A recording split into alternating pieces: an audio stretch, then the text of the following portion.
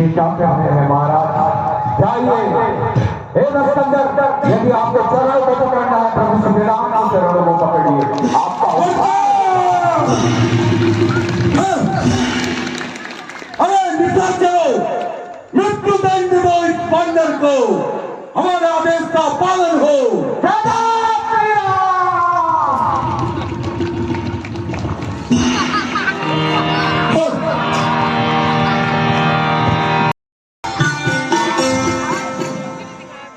प्रणाम दस्कंधर, खुश रहो बंदर।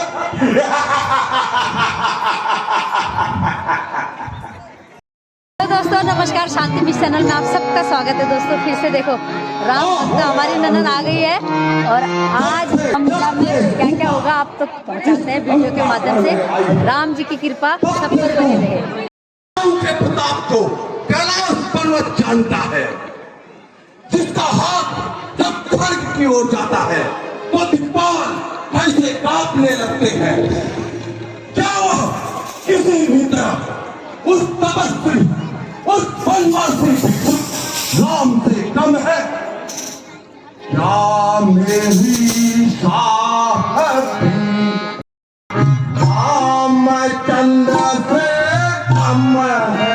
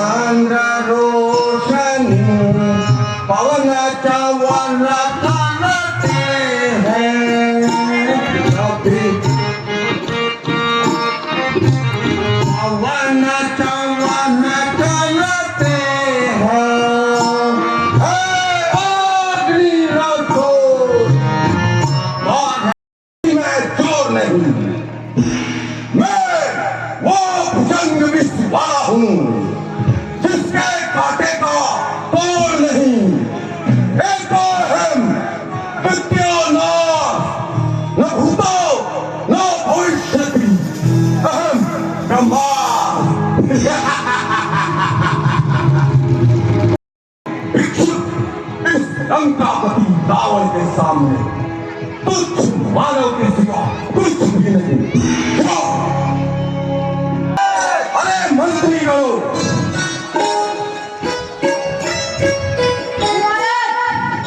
तुम्हारी क्या राय है? महाराज कोई राय नहीं है महाराज। नहीं रहा है। कहो क्या राय है? महाराज, बंदर और मनुष्य जो हमारे आहार है, युद्ध करना चाहिए। शाबाश, बहुत खूब। जी महाराज। अनुज विभीषण, इसमें तुम्हारी क्या राय है? जय श्री राम। दोस्तों रावण का दरबार लगा हुआ है और भाई विभीषण भी उनके साथ बैठे हैं। जब रावण पूछता है कि हे विभीषण तुम बताओ तुम्हारी क्या राय है, तो विभीषण खड़े होते हैं और कहते हैं कि हे भ्राता, तुमने पराई स्त्री का हरण किया है, ये बहुत बड़ा पाप है, उसे सम्मान सहित वापस कर दो श्री राम जी को। तो रावण खड़ा होकर एकदम अहंकार में डूब कर कहता है कि मुझे पता था तुम घर के भेदी हो, तुम अपने दुश्मन का जाप करते हो मेरे महल में रहकर भी, तो तुम यहाँ से निकल जाओ। और लात मारकर उन्हें बाहर कर देता है राज से।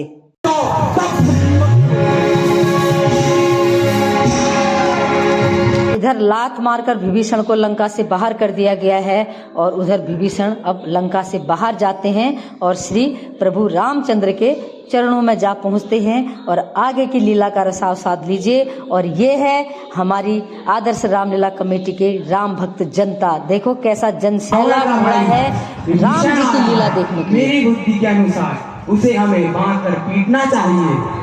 हे सुग्रीव, तुमने नीति संगत बात की, किंतु मेरा स्वभाव शरणागत वत्स है। प्रणाम प्रभु।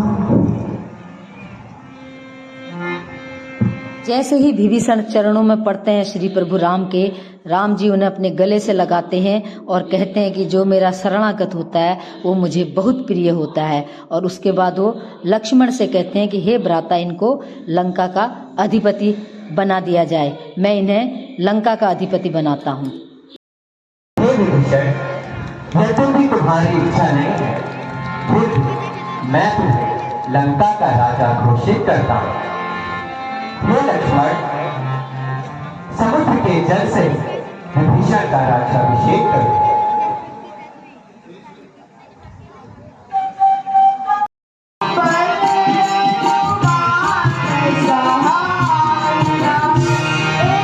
इधर प्रभु श्री रामचंद्र जी 3 दिन से समुद्र की तपस्या कर रहे हैं, कह रहे हैं कि मुझे रास्ता दो लंका जाने के लिए, लेकिन समुद्र सुनते नहीं हैं। तो तीसरे दिन तीर उठाते हैं, उसमें ब्रह्मास्त्र रखते हैं समुद्र की ओर फेंकने के लिए। तो समुद्र प्रकट होते हैं और क्षमा मांगते हैं, और उसके बाद उन्हें रास्ता भी देते हैं और रास्ता भी बताते हैं कि किस तरह से नल और नील के द्वारा फेंके हुए पत्थर पानी में तैरते हैं, वस्तुएं तैरती हैं। तो उन्हीं के द्वारा तुम समुद्र पर मार्ग बनाओ, जिससे लंका पर चढ़ाई कर सको। ऋषि मुनियों की विनती थी, वो पानी में फेंक देते थे। इस कारण से एक सिद्ध ऋषि मुनि ने उनको श्राप दिया कि जो भी वस्तु तुम पानी में फेंकोगे वो कभी डूबेगा नहीं। वो श्राप आज के लिए वरदान बन चुका है। हे देव, आपका बहुत बहुत धन्यवाद। किंतु एक समस्या है, मैं अपने धनुष पर ब्रह्मास्त्र की पतन चढ़ा चुका हूँ। अब मैं इसे वापस नहीं ले सकता। आप ही बताइए, मैं इसे कहाँ छोड़ूं? प्रभु, उत्तर दिशा में धूम्रकुल नामक एक पवित्र देश है, जहाँ बड़े बड़े और भयानक दस्यु रहते हैं। वो अपने पाप कर्मों से वहाँ की पवित्रता का नाश कर रहे हैं और मेरे जल का दुरुपयोग करते हैं। अतः इस ब्रह्मास्त्र को आप उत्तर दिशा में संधान कीजिए। अब मुझे जाने की आज्ञा दें। तत्पश्चात श्री प्रभु रामचंद्र जी महादेव की पूजा करते हैं समुद्र तट पर, जहां आज रामेश्वरम मंदिर स्थापित है। आपके पास ध्यान रखिएगा, वही बात करिएगा जिससे हमारा काम निकल आए और रावण का अहित नाम। जो आज्ञा प्रभु।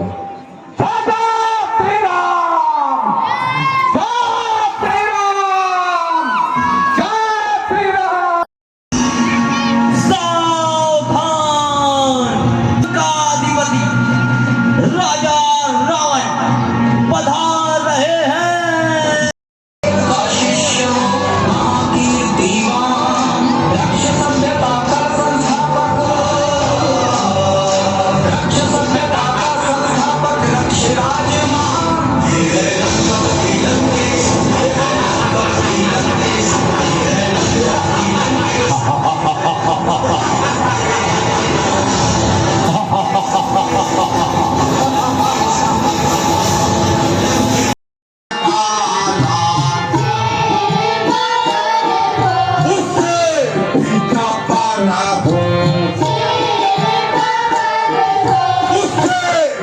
आप देख सकते हैं दोस्तों, रावण का दरबार लगा हुआ है, और बस रावण इतना अहंकारी है, इतना ज्ञानी होने के बाद भी हमेशा अपने अहंकार में चूर रहता है और अपनी ही प्रशंसा के पुल बांधते रहता है, और अपनी प्रजा से भी अपनी प्रशंसा बारंबार करवाता रहता है। तो आप देख सकते हैं, अपने ही घमंड में, अपने ही अहंकार में और अपनी ही प्रशंसा में चूर रावण का अब अंत आने वाला है।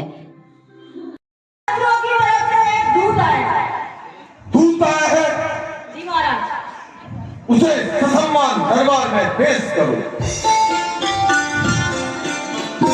जय श्री राम दोस्तों, रावण के दरबार में अंगद पहुंच चुके हैं, जो बाली के पुत्र हैं, और उन्हें श्री राम जी ने दूत बनाकर भेजा है शांति प्रस्ताव के लिए। लेकिन रावण अहंकारी घमंडी एक नहीं सुनता है। बार बार अंगद उसे सचेत करते हैं कि हे रावण, माता सीता को वापस दे दो, श्री राम जी की भार्या को उन्हें वापस लौटा दो, जिससे ये युद्ध नहीं होगा। लेकिन रावण है कि किसी की भी रत्ती भर नहीं सुनता और अपने घमंड में चूर रहता है। कहते हैं ना, विनाश काय विपरीत बुद्धि, बस वही विपरीत बुद्धि रावण को ले डूबी है, उसका अहंकार उसे ले डूबता है।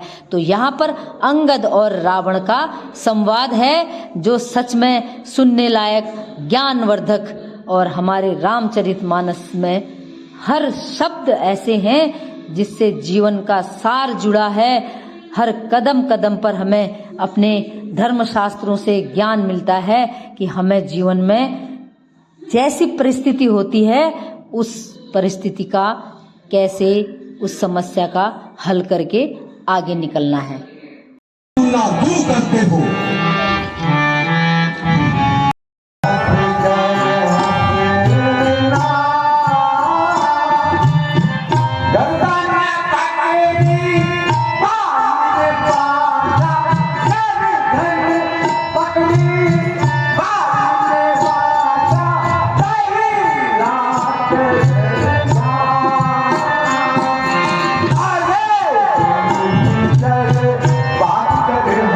प्रभु राम की आज्ञा की अवहेलना की। जिसने राम की अवहेलना की न तो वो धरती का हुआ न तीनों लोगों का हुआ। आखिर तेरी स्थिति क्या हुई? आज प्रभु श्री राम के अपमान का इसका प्रतिकार तुझे झेलना होगा। समझदार राम राम राम, किस नाम की बात करते हो? भिखारी जो अपनी स्त्री के विलाप में इस प्रकार रो रहा है, उस नाम की बात करते हो तुम? अंगद, मुझे तो हंसी आती है कि तुम हमारे मित्र बाली के पुत्र हो। बंधन को जंजीर बांधने को लाओ, लोहे की छड़े गर्म करके शरीर पे इसकी गुदवाओ, मृत्यु दंड दो इसको। बहुत घमंड है तुझे अपने बल पर। हे दशकंधर, बहुत घमंड है तुझे अपने बल पर। जब तेरी सभा में कोई भी ऐसा योद्धा हो जो प्रभु राम के छोटे से प्रभु राम के छोटे से घूम के पैर को जमीन से दिल भर मिला दे। आज ये वाले पुत्र अंगद धरती और आकाश को साक्षी मानकर प्रभु श्री राम के पैरों की शरण लेता है। मैं तुझे वचन देता हूँ, प्रभु श्री राम माता सीता को ले गया लंका से वापस चले जाएंगे।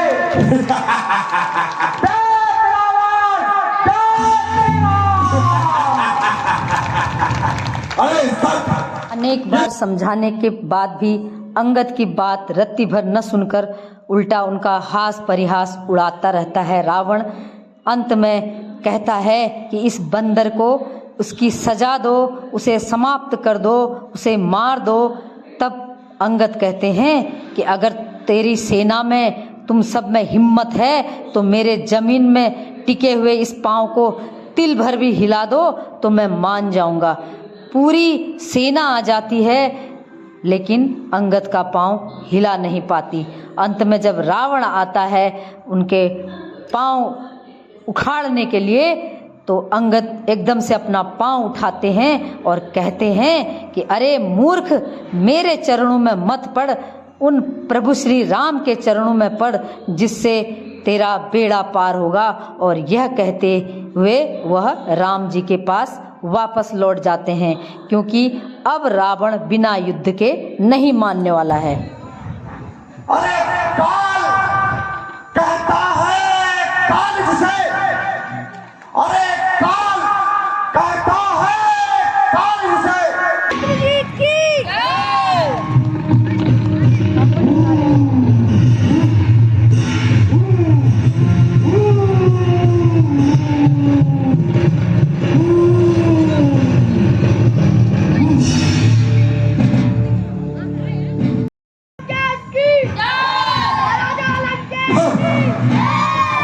हमारे आदेश का पालन हो।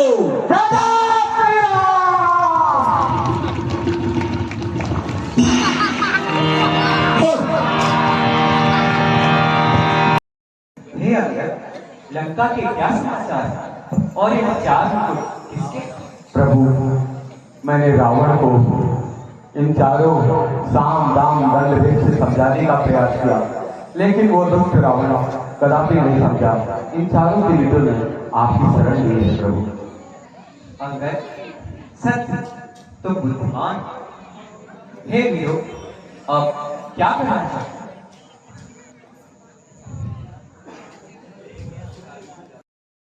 सेना के 4 हाथ बनाकर युवराज लक्ष्मण को सेनापति बनाया जाए। ठीक है, हम ऐसा ही करेंगे। अंगद के वापस आने पर पता चलता है कि रावण तो मानने वाला नहीं है, तो फिर राम जी समझ जाते हैं कि युद्ध की अब तैयारी करनी ही होगी। तो वो अपने युद्ध का सेनापति लक्ष्मण को बना देते हैं और लक्ष्मण अब अपनी वानर सेना को तैयार कर रहे हैं रावण के लंका में आक्रमण करने के लिए। मेरी डोरी के कंटेरी, मेरी डोरी के कंटेरी, त्रिलोक कांपने लगता है। इंद्र वरुण लंका में पानी भरता है। महाराज इंद्रजीत की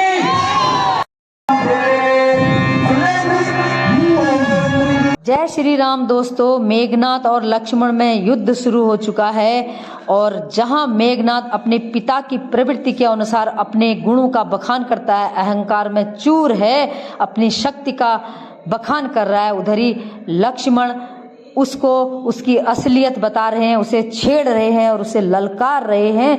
दोनों में घनघोर युद्ध होता है, भयंकर युद्ध होता है और राक्षसी प्रवृत्ति का मेघनाद रूप बदल बदल कर लक्ष्मण के साथ युद्ध करता है, जहां वो ब्रह्मास्त्र से लक्ष्मण को शक्ति दे देता है और लक्ष्मण बेहोश होकर मूर्छित होकर गिर पड़ते हैं।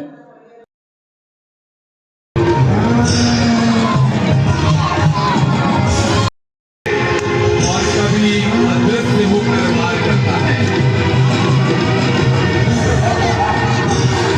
मेघनाद रूप बदल बदल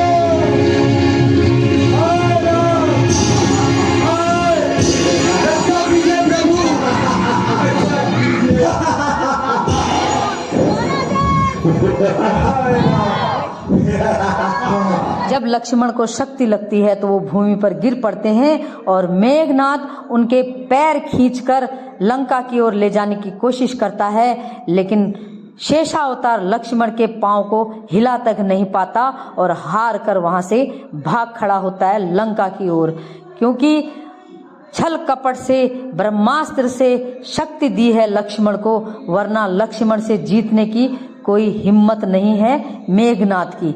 ये मेघनाद भी जानता था। तो मेघनाद वहां से भाग खड़ा होता है और इधर लक्ष्मण हे भ्राता, हे राम, हे भ्राता करके बिलाप कर रहे हैं। बिलाप करते करते मूर्छित हो जाते हैं और हनुमान आते हैं, देखते हैं कि लक्ष्मण बेहोश हो चुके हैं। उसके बाद श्री राम जी आते हैं, रोते हैं, बिलाप करते हैं, कहते हैं इतना दुख तो मुझे सीता के हरण के दिन भी नहीं हुआ जितना दुख आज लक्ष्मण के मूर्छित होने पर हो रहा है। बिलाप करते हैं, रोते हैं, कहते हैं हे अनुज, अगर तुम्हें कुछ हो गया तो मैं नहीं जी पाऊंगा। और इतने में राम सुसैन वैद को बुलाने के लिए कहते हैं। हनुमान जी सुसैन वैद को बुला कर लाते हैं। सुसैन वैद बताते हैं कि इन्हें अगर सूर्य उगने से पहले संजीवनी बूटी दी जाए तो लक्ष्मण ठीक हो जाएंगे। तो हनुमान जी को संजीवनी बूटी के लिए भेजा जाता है, लेकिन उस पर्वत पर पहुंचकर हनुमान जी संजीवनी बूटी नहीं पहचान पाते तो पूरा पर्वत उखाड़ कर लाते हैं और इधर सुसैन वैद संजीवनी बूटी खिलाकर लक्ष्मण को जीवित कर देते हैं। तो आज की रामलीला का रसपान यहीं तक था। राम जी की कृपा सब पर बनी रहे। मेरा वीडियो देखने के लिए बहुत बहुत धन्यवाद। नमस्कार। जय श्री राम। जय श्री राम।